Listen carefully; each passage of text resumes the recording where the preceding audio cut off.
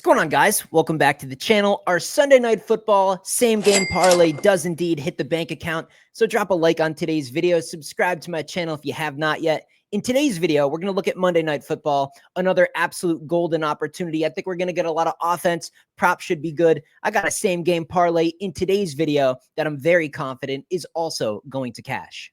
Before we get into today's parlay, guys, it is truly unbelievable what I am doing in the sports betting industry. This is unheard of. This is historical stuff. I'm coming off an absolute banger of an NFL wildcard weekend, 5-1 record. I do have one more little tiny play on Monday Night Football. It's only about a half of a unit, so that's not incorporated into the numbers. But basically, through the entire NFL wildcard weekend, 5-1. We had a max play, hit another max play. I'm 5-1 in my last 6 max play. Ohio State, Ravens, Bills, moneyline parlay plus odds, an absolute slammer pick there.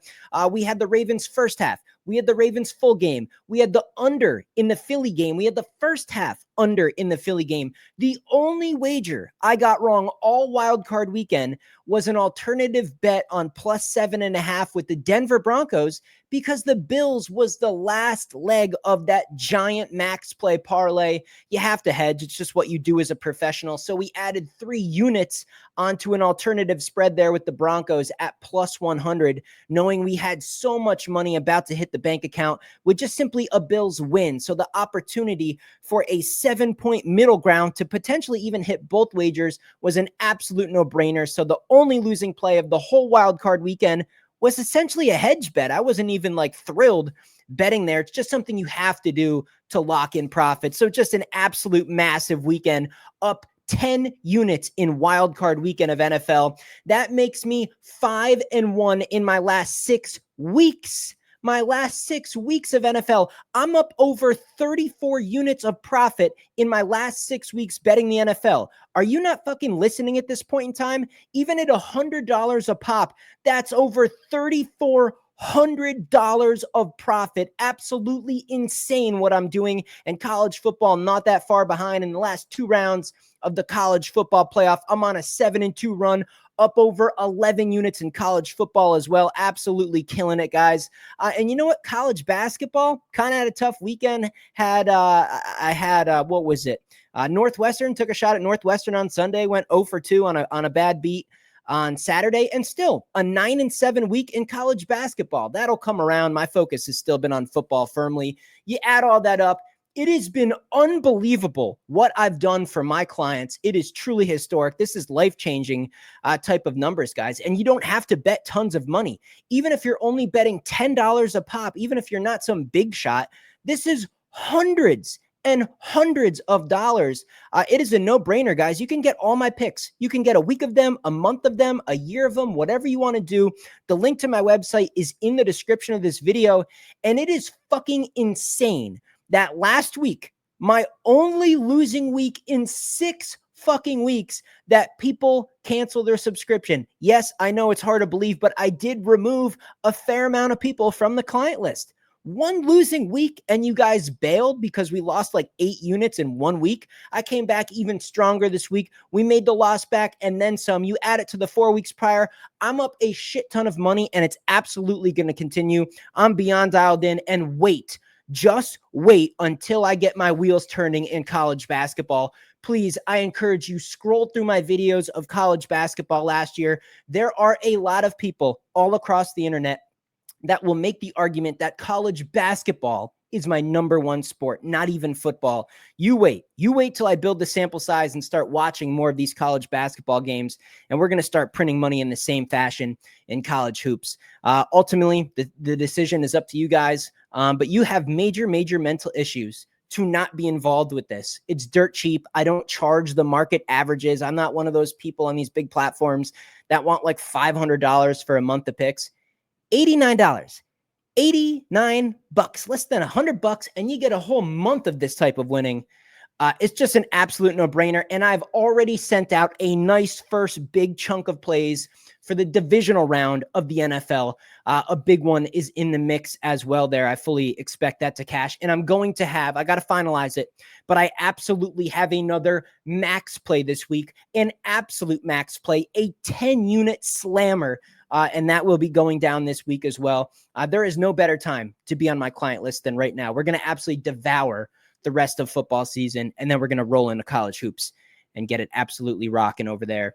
So can't recommend that enough. Sorry, I went on a rant to start today's video, but look at the numbers, guys. Look at the numbers, man. You know, it is unbelievable. This really is some unbelievable stuff. Take it for what it is, man. 55, 58% winning percentage. That's world-class stuff. My numbers, I'm out of this world. I'm not even in this world, man. I'm not even in this universe. This is crazy. So let me go ahead and adjust the screen here. Let me bring up Outlier Sports, and we're going to start going over these prop bets. We're going to write down the best ones. We're going to put together at least a plus 100 parlay in today's video. That is actually FanDuel there. So let me just adjust this just a hair. Here is Outlier. So we're going to go to NFL. We're going to go to our filters. We're going to specifically click on Monday. We're going to go to props because I'm not going to bet everything. We're not interested in the really crazy stuff like safeties and interceptions, kicking points. We're going to go to passing attempts. We're going to go to passing touchdowns. We're going to go to passing yards. We're going to go to receiving yards, and we're going to go to receptions, rushing attempts, and rushing yards. And I think we're going to leave it at that. Yeah, we're going to leave touchdowns off of there. So we got 28 perfect props that are already identified by Outlier Software to give us a head start.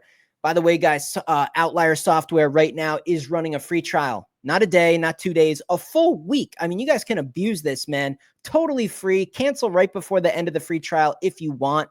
But take advantage of this. It works for NBA, college basketball, WNBA, NFL, college football. It doesn't matter. All the sports are on here. It identifies the best props. Look at this right here at the top. Kyren Williams has exceeded 84.5 rushing yards in 4 of his last games, averaging almost 100 on ground. We can look into this even further. We can see the game where he came up short, 56. We can increase the sample size here with Outlier. And look at that, guys. 56 was his lowest in the last 10 games. So right away, it's pretty attractive to maybe take an alternative rush total for Kyren Williams. Absolute no-brainer. So we're going to start with that here. I'm going to start to write these down. You guys can get out a piece of paper and a pen if you'd like. But Kyren, rush, alternative will definitely be involved with this one. That's actually pretty impressive, man. The last 10 games, you know, only one game at 56, a couple in the 60s, but most of the time, man, he's 80 plus. So that looks excellent. Let's go back here and keep going. Justin Jefferson failed to exceed 6.5 receptions in 4 of his last 5 games on the road. So he is better at home. So maybe we'll kind of stay away from Justin Jefferson in this game. Aaron Jones, he kind of still has that lingering quad injury, so I don't really want to touch him. Naylor's kind of hit or miss. Cooper Kupp has exceeded 49.5 receiving yards in 6 of his last 7 games at home, averaging almost 20 more yards than that line, 67.9. So let's look into this a little bit further here. And yeah, I mean, just one game there at 29. Let's go to a larger sample size here. And obviously this one's an outlier here. 17 is pretty pathetic, but that was a blowout on the road. Or not a blowout, just a really, really ugly, like grind out type game. So overall, actually looks really, really good here. And like you said, it's, you know, he's really strong at home. And we can look here at the actual ranking. Outlier gives us a ranking. So Minnesota receiving yards defense versus this exact position, 29th, man, ranked 29th. So that's really, really bad. And like I said, I think this game is going to have offense. Darnold cannot play that bad again. He was rattled. He was absolutely way off for that Lions game. I expect a bounce back game from Sam Darnold in this game. So I think both teams are just going to trade points. There's going to be a lot of passing. There's going to be a lot of offense overall. Cooper Kupp, man, Mr. Reliable. I like this a lot. Cooper Kupp, we're going to go with an alternative receiving yards for Cooper Kupp. I'm not sure how aggressive we're going to get with it, but I really, really do like that play. And I think, well, I know, let's be honest, guys. Puka Nacua is going to be the one in this game that is receiving the attention. Now, whether he has a big game or a bad game or whatever, he's going to draw the safety over the top. He might get double teamed. They're going to have a game plan specifically for him. So we could actually see a huge game out of Cooper Kupp. Really, really like that. Really, really like Cooper Kupp in this game. Let's go back here. Stafford, not interested. Kyron Williams, receiving, no thank you. Puka Nacua exceeded 7.5 receptions in 5 of his last 6 at home, averaging 9. But again, the focus is going to be on him. Just this is gut feeling. Now, I appreciate it here. Outlier Software trying to help us out here. 83% chance that he goes over that. It's just a gut feeling. I'm going to have to override the numbers with this one. I think he's going to be the person on offense that has the most attention, and I just don't want to go there with that one. Matt Stafford has exceeded 239.5 passing yards in 6 of his last 7 games versus a bottom 10 defense for allowing passing yards. And also, like I keep talking about, guys, the game script, a lot of offense, a lot of points. Maybe the Rams are playing catch up to the Vikings. We're going to see a lot of passing yards. Stafford, he's rested. This whole team's rested. He's going to look sharp. He has the playoff experience. So we're going to go Stafford, passing yards, alternative. We're going to have that involved as well. Sam Darnold has exceeded 33.5 passing attempts. So that's just attempts, man. He's going to be throwing the ball a lot. I think they're going to have a lot of quick, high percentage throws to get him in a rhythm in this game, specifically based on how that last game went. So I do like Sam Darnold here as well. Like I said, I think he has a big bounce back game. Kyron Williams, receptions, Tutu Atwell, Demarcus Robinson. We're going to pass on this stuff. Jordan Addison coming off a really bad game. I don't want to go back to him. Again, Puka has exceeded. You can see it there, guys. A perfect 6 straight games. He has gone over 88.5 receiving yards. It just feels a little too good to be true. He's averaging 129, 6 straight games. Do we go with a Puka alternative? I just feel like the main game plan for the Vikings is going to be to try to slow down Puka. So I have to gut feeling. I can't go with the guy who's going to be the most popular prop on the whole universe's tickets tomorrow. We have to avoid Puka Nacua, unfortunately. But right there below, Sam Darnold failed to exceed 270 passing, but they've been leading. Right? They've been leading in a lot of these games. So the game script has kind of been, they get up early and then they run the ball. And obviously he had that big outlier recently. But he's just worse on the road, man. It's clear as day. 10 of his last 12 games on the road, only averaging 164.8 yards a game there. You can see that. And that's a big sample size. That's 12 games. So Sam Darnold on the road, it's not that good. The only thing I could maybe argue is this game's been moved. It's not in LA, and LA is not really a home field anyway.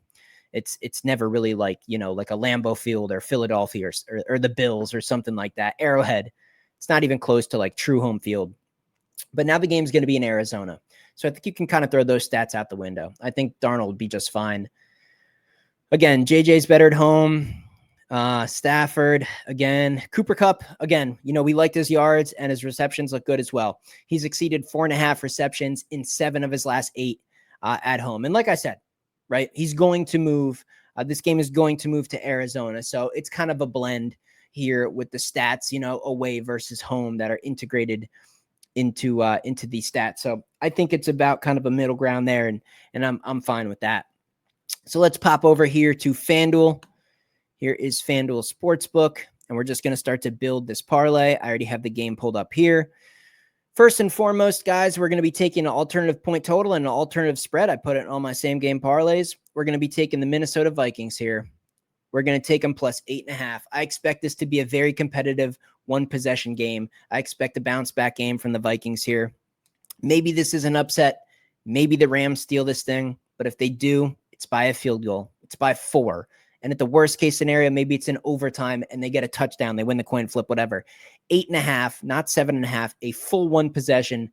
This is going to be a competitive football game. I like the Vikings to cover 8.5 in this one. And we're going to go to an alternative point total as well. Like I said, I expect the offense here. A lot of offense in this one. We're going to go over 36.5. 36.5. 37 is a key number.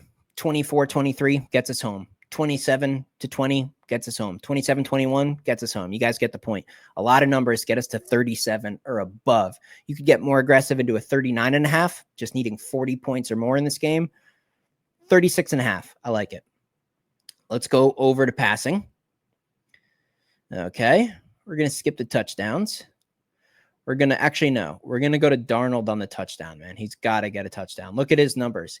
He's minus 170 to throw 2 touchdowns. He's going to get one here. He's going to get one. It's minus 1,400. Where's the touchdowns? Not Stafford. Darnold touchdowns, minus 1,000. Throw it in. He's getting one. He's getting one. And then we're looking at Stafford's yards, Darnold's yards.